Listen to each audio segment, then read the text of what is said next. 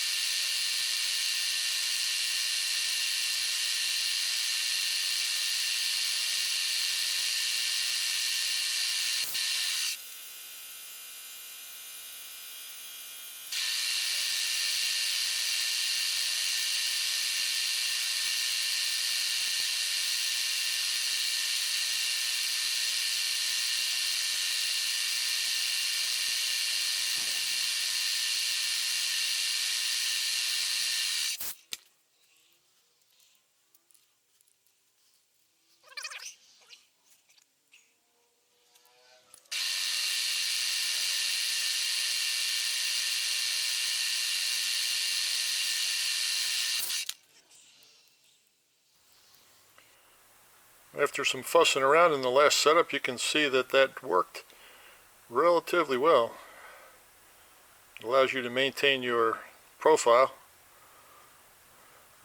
I'm going to take the step off, if there is any, and blend out my faceting with the file. And then I'll start to turn this piece. After a couple of minutes of filing and some patience, this is what I've come up with. I've maintained the draft angle on the casting. The symmetry is pretty good. Pleased with that. We're going to move on to the pressure turning operation in the lathe. Turn this flange down to a specific thickness. I don't think I'm going to touch the height just yet, but I will finish this diameter. Possibly flip it around, put the hole in. Let's do it. First step in the process is to get the part to run true.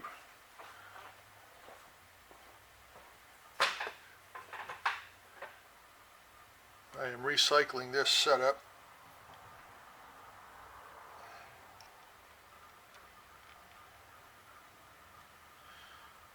And this will take a little bit of fussing.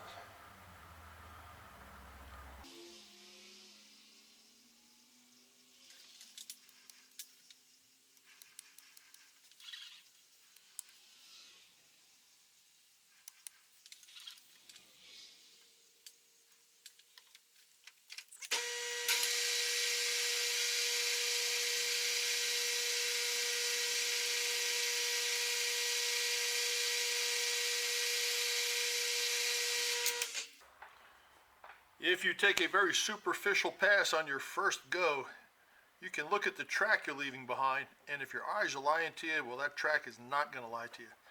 So we can see that right here on this side is hitting a little heavier than this side. Now I gotta believe that that's not a whole lot, but it is, however, hitting different. I'd like to adjust it, but I'm almost to the point of why mess with it? It's so close.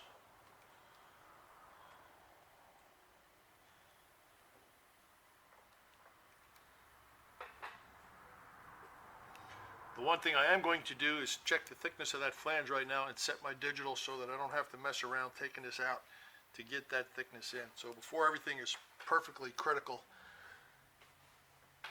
I'm going to set my zero for the flange.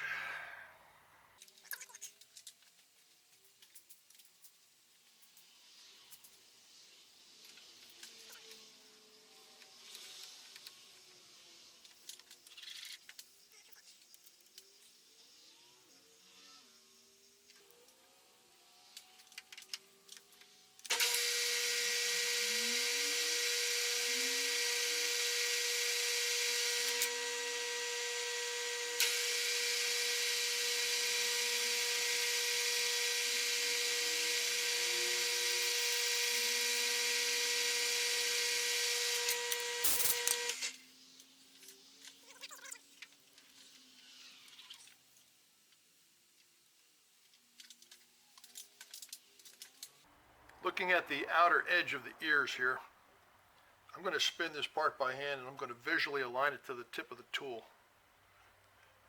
And then I'll do the same thing at 90 degrees. This is just going to be a matter of bump it and turn it, bump it and turn it. So signing off, I'll be back when it's running true. After a couple of minutes of bumping this piece around with a small piece of wood and using the tip of the tool as a visual indicator, I turn a small diameter on the front and look at the step that you have between the diameter that you turn on there and the casting itself. Try to maintain as concentric a circle right there as you possibly can. It's a very good visual indicator. See if I can reposition this and get you a better shot at that. It's worked out pretty good. Okay, take a look at the step right there. Of course, it's in gear. There we go.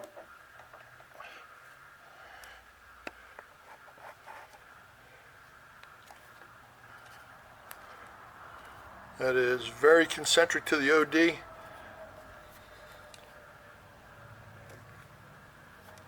And I'm just going to go with it. This side looks a little closer than that side. Still looking right at that gap right there, that step.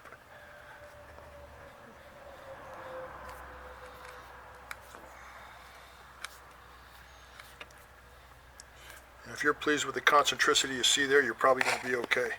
Let's finish that diameter and put this piece in a collet.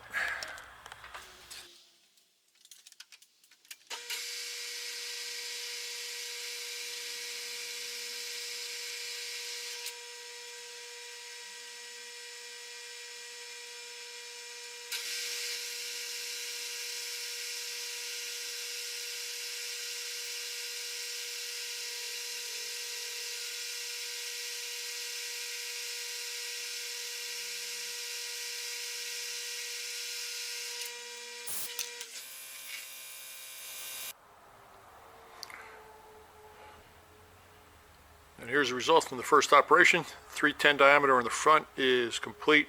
That little step right there is 2/1000ths above the finished height of that boss. So when this thing gets cleaned off in the front, we'll take 2 more thousandths off the face of that. The concentricity looks good. Thickness is complete. Symmetry looks good for having been done the way it was done. This is the rough cast side without the gate, and this is the side that I blended in with the file technique and the end mill in the tilted vise. Draft is still there. All right, I'm going to hold this in a collet, drill it out, take it to the mill. If your alignment in the last operation was spot on or close to it, when you fire it up pinched in a collet like this, that larger diameter you see in the center should look like a continuous circle. So that's what we're shooting for. I'm going to pop a hole in this and I'm going to bore it to 189 and then we'll take it to the mill.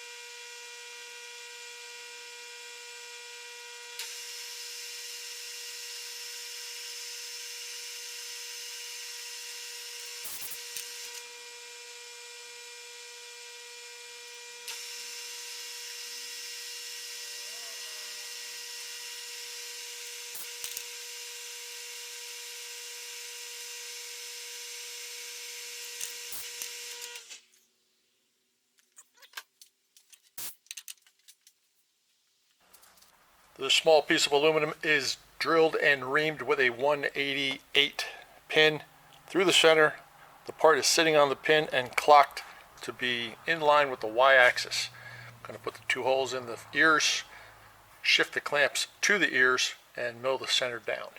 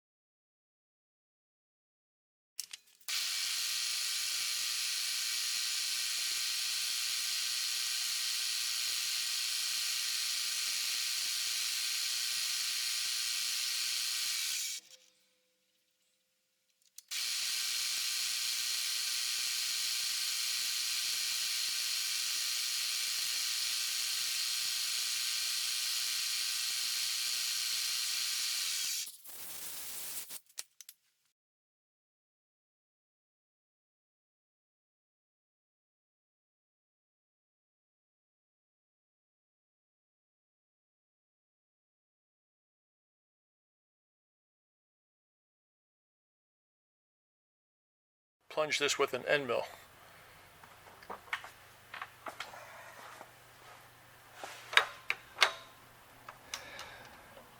Gonna come up with the table till the shoulder goes away, and then go 2 more.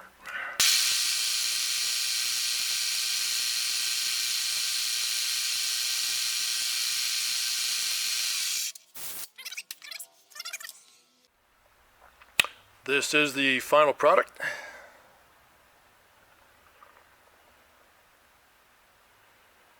Let's take a look at the numbers. Should be 375 tall.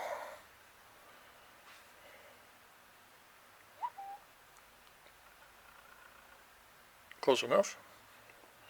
It should be 125 thick.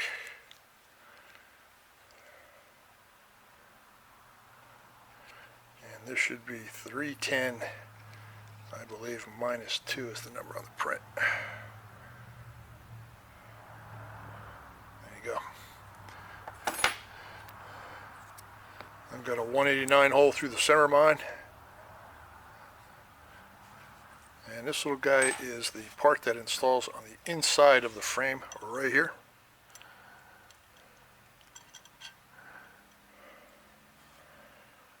And squeezes up against this piece here, which you'll see momentarily. And then the rod squeaks through here.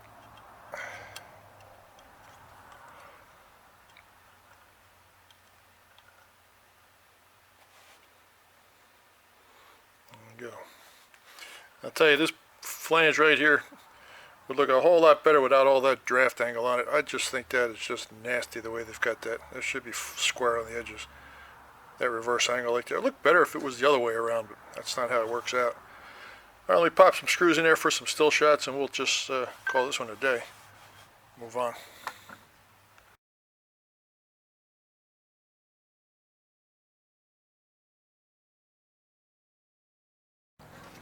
Alright guys, the next series of parts in line are the turned rods, or the threaded rods, because they give you material that's already cut to size.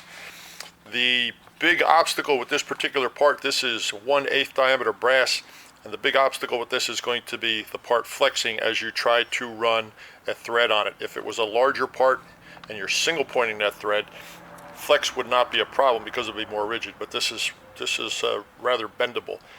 So the challenge is to get a 1/2 inch worth of 540 thread on 125 diameter brass, single pointing it without getting it to flex. The other parts in line are the piston rod, and over here we have the valve rod. This is the one that I feel is going to be the most challenging. Although it's a stupid simple part, I'm not going to run a die on it. I'm going to do it by the single point. And I'm going to really rig up something horrible, and you're going to like the way it works. Let's do it.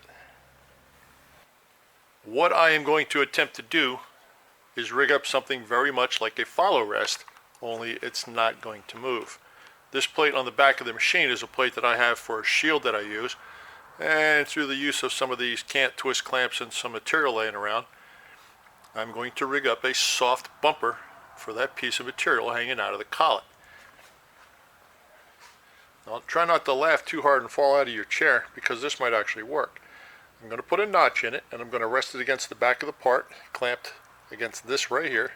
And if there is any deflection, it's going to want to go that way, and guess what? Ta-da! Mr. Oak here is going to be in the way. So give me a chance to extend this piece as far as I need to extend it. Put some clamps on there, and try to run a 540 thread unsupported on a, actually it will be supported, on a 1/8 diameter, 0.125 with 3mm diameter brass hanging out of the machine, about 13 millimeters, 1/2 inch or more. Let's check it out. I said it was going to be ugly. I wasn't kidding. How is this for supporting an 1/8 of an inch piece of brass? It would probably be easier to buy a 540 die, but you know, at this point right now, it's personal. I mean, I got to try it. I think it's legit. If the burr on that material doesn't really throw the diameter into a larger auger style format and chew this wood up, this should work just fine. I know what the numbers are to hit. There are no threads on that right now. It's just plain. And I got to give it a go. Let's try it. That is Rube Goldberg engineering at its finest right there. That is Autograph Series Joe Pye right there, classic. Let's do it. Inverted threading, brass, 1/8 inch diameter, 540 thread, 770 RPM, in reverse inverted threading tool, supported by a V-notch piece of oak. It just doesn't get any better than that. Let's do it.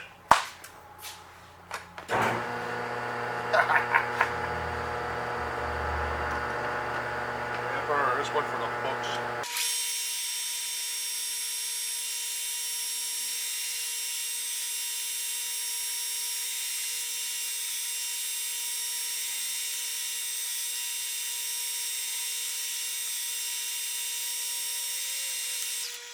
Could see the dust forming from inside the wood, so there's no doubt that the thread itself started to chew up the wood. But let's pull the wood off of there and throw a 540 piece on there and see if it screws on.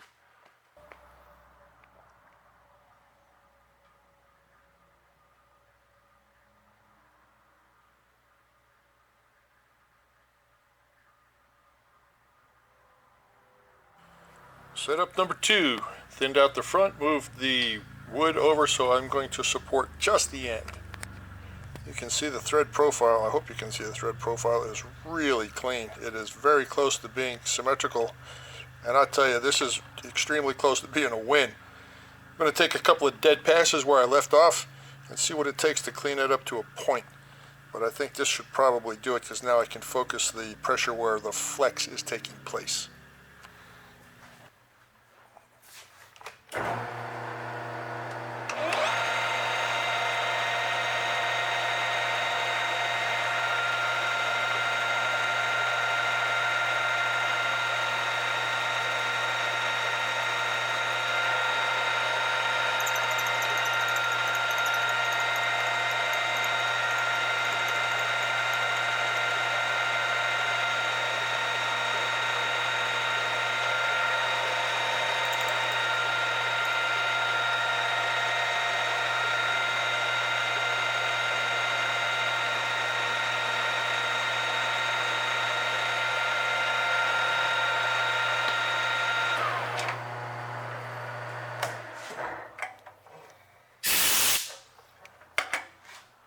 I got some chirping out of it that time. That's a good sign.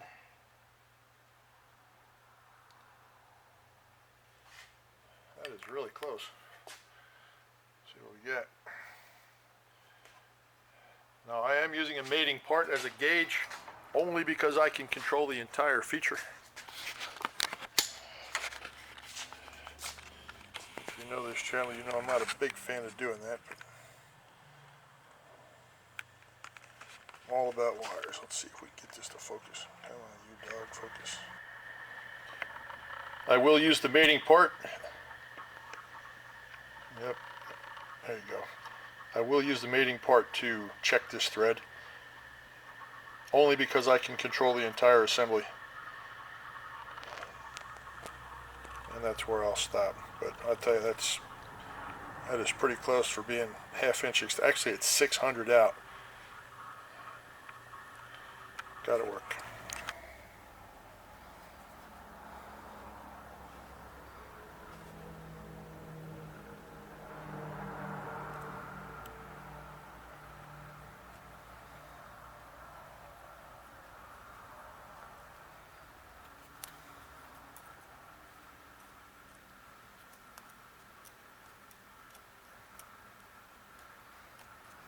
Go. 540 brass, 600 extension, single pointed with great results. I wish I had a better lens on this thing. I could get in real tight on that and show you how good that looks. I am very pleased. Extremely pleased. Alright, the other side of this is simply the same exact thing, and it's the same exact thing on the stainless. So we're going to call it right here. The stainless is a shorter projection and would be easier, but I just had to figure out a way to keep that flex from happening, and it worked. Cool. And there was the mating part. That's the part that drives the valve. And this is the link rod that connects to the swivel, and the swivel connects to the valve rod that controls this block. So, getting closer, guys. I like it. Thanks for watching. That worked. A quick look at the piston rod, the valve rod, and the eccentric rod. This is all single pointed on. There's no die work here. And that little piece of wood as a steady rest or as a follow rest, man, it worked out really good. I'm almost ashamed to say that I tried that, but you know what? Obstacles are opportunities to get creative, and that's just what I like.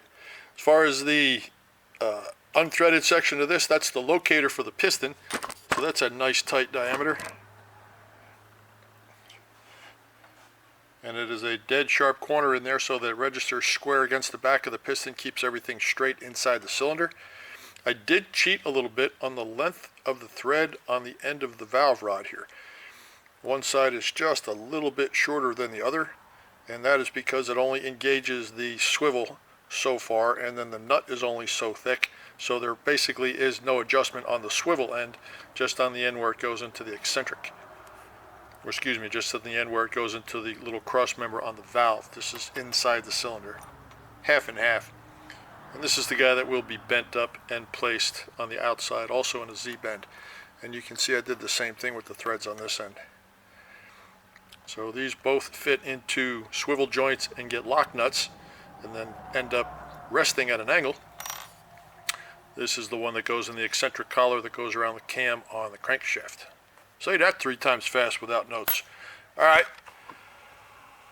The only pieces left at this point are the little 1032 nuts to go on here. That's the crosshead slide. This engages the crosshead slide, and this is the lock nut for it. And then 540 nuts to go against the swivels. And there's another one hiding there somewhere. I'm not quite sure where that one goes. We'll figure it out. Let's go make some nuts. That's real simple. Drill a hole, tap it, part them off. To complete this kit, you're going to need a single 1032 brass hex nut and several 540 brass hex nuts. The 1032 comes out of a 5/16 hex, and the 540s come out of a 3/16 hex. And boy, if I have to metric subtitle that, that's going to be a lot of numbers. But what we're going to do is face it off first, put a chamfer on the outside until there is a circle on the front. The chamfer 5-10 degrees. I think this one calls out for 30, but that's a little bit extreme. I'm not going to do that. I'm just going to take it down to the point where there is a clean running circle that does not represent a hex on the face of this part. I'll move the parting tool in and go partial part through it. I will chamfer the back and then complete the part. When you part a piece off that's threaded, it usually jumps around, forms a big hook on the back side, and as of yet I do not have a good technique for doing that. I've heard some people say put something threaded down inside and just thread to that. Let's see how that works, but I believe if you thread something down inside of a hole, when the parting tool hits it, if it jams up, it's going to want to unscrew. Correction, it's going to want to tighten, so it could very well pinch the part or blow the existing part. See how easy this is? I'm just going to show you just one because it's pointless to show 5 of them being made. In case you've never seen it, here you go.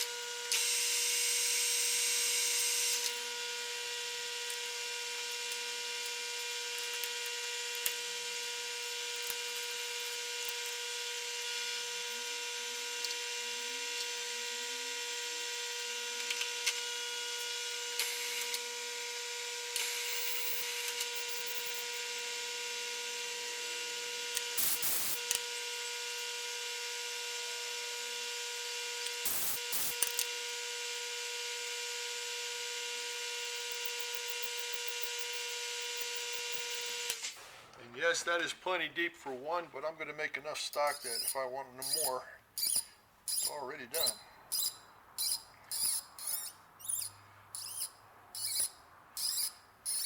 Oh, bad squeak, huh? That's getting real. There we go.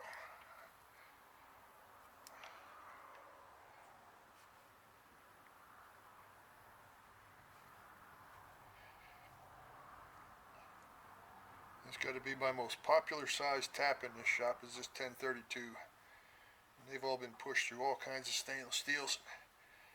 I need to buy a couple and get them just set on the side specifically for brass and plastic. That would be a great thing to have.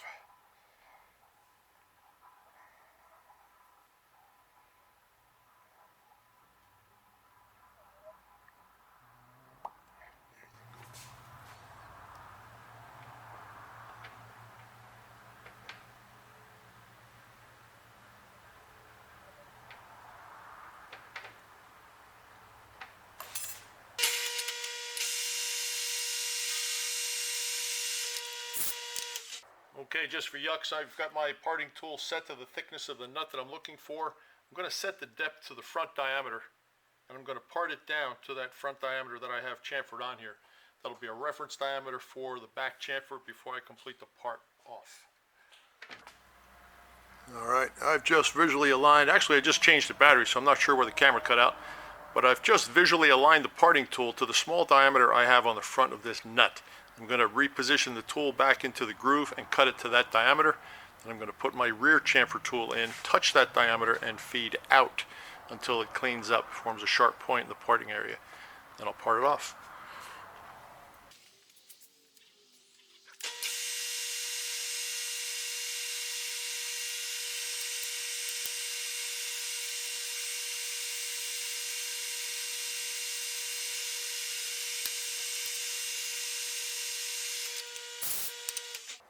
If you're going to stick anything down inside of a part like this, when it comes time to part it off, realize that because of the thread helix, this may not detach before it breaks off. And if it whips and you're holding it with a little hook or a loop or anything, it could entangle your finger and really do some damage before it finally gives up, if it gives up. So if you're going to stick anything in there, make sure it's delicate and just barely enough to hold the part.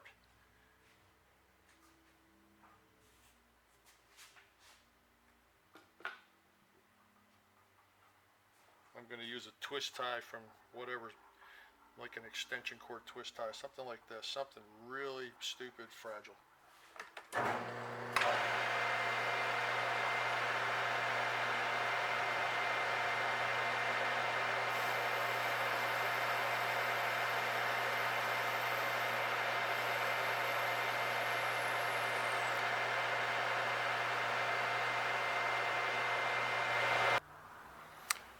Brass is one of those materials that we're lucky enough to have it break, but if this were stainless, I'm sure that would be going around like a pinwheel. You can see where the parting tool came through to the top of the thread helix, and that's where it fractured, and I would say that the rest is actual it just broke off.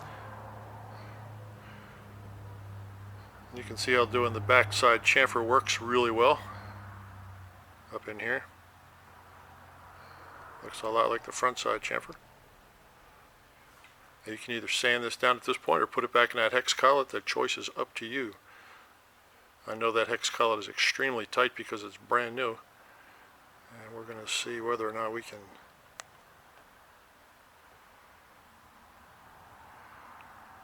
I got to step on there. Look at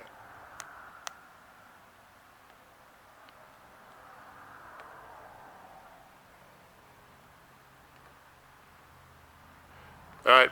Well, I'm going to push it up against the sander, and then I'm going to put it back in that collet with a nut in it, or a screw in it, so I can tell that it's running true, and I will face this off. The nut is back in the collet, the screw is going to run true, and we're going to face it off, chamfer that backside ugly off of there, and that part is done.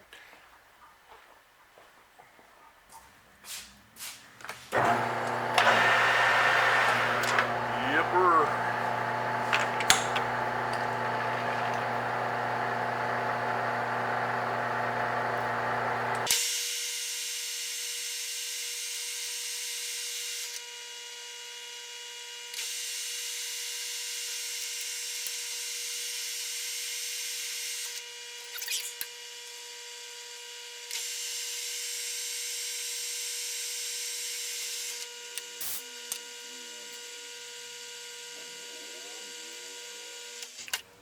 A quick look at where everything goes, how everything goes. There are no screws in here at this time.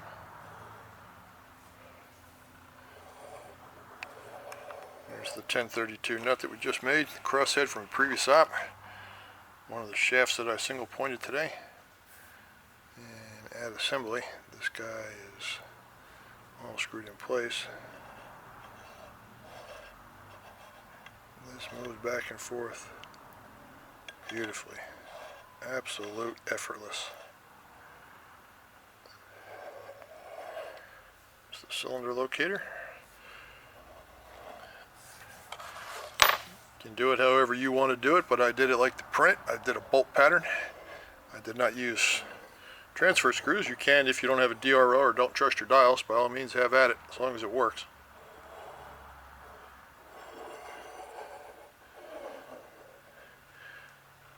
Well, the only thing left to do on this model is 4 more 540 nuts in the crankshaft. Just waiting for it. That will be the last piece I'll do. I'll probably knock the 540 nuts out tonight before I go home. And the crankshaft might be Saturday. We'll see. Look at that. I'm just loving life. Beautiful. That's all I got. I hope you enjoyed that mixed bag of components and shots. Thank you very much for watching. Stay well. Joe Pye, Advanced Innovations in Austin, Texas. I'm out.